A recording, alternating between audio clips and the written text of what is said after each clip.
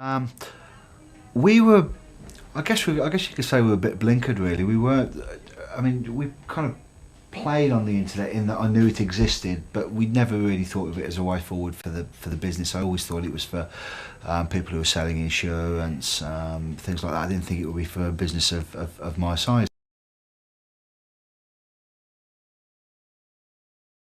So we knew it existed, but really thought it's not for us. And Carl kind of changed that. He kept saying that you're only a small business, I know, but have you, can you be aware of the kind of things that the internet can give you? And I was really sceptical about that. I mean, I was the ultimate non-believer. I just thought it was really, really not for us. And Carl really hammered on to me for the longest time that you ought to think about that again. And eventually he wore me down. I kind of crumbled, and I thought, oh, heaven's sake, let's go for it. Let's try it. I think really it was a case of opening my eyes that this big sort of faceless, nameless entity that is the internet can actually be infiltrated and used for our benefit, and really not giving up on that. I kind of paid lip service to it. Yeah. We got a website. We got a website because we felt we ought to have a website, but it was really no more than hey, here we are. This is our telephone number and here's our address, and a little bit about what we did. We never really sort of harnessed the internet to market ourselves and our products. And I think it was Carl who kept saying, it's not, you can't just post up effectively a business card on the internet, because that's all it was. You've got to work it. You've got to see the potential that it offers to you. And I think it was the fact that he relentlessly, drove that point home, that ultimately made me sit up and take notice of it.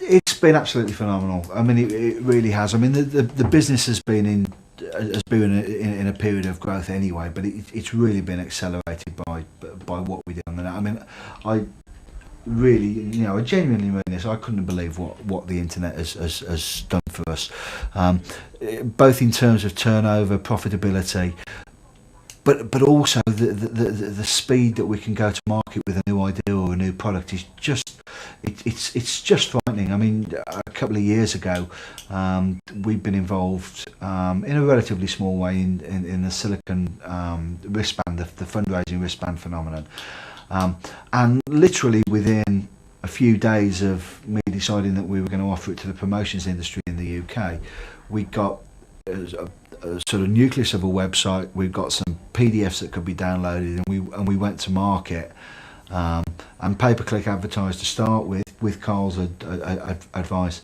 and all of a sudden we got a tiger by the tail. I mean, we really couldn't keep up with the orders that were coming in. I mean, it was just crazy, and I think the thing that really kind of never ceases to amaze me is just the sheer number of people that are out there actually looking for your products. I mean, you think that you always think that your market, nobody else understands it. It's very niche, and you know who best your customers are. But the fact remains is you don't, and it's only when you start exposing yourself to the millions of consumers that are out there.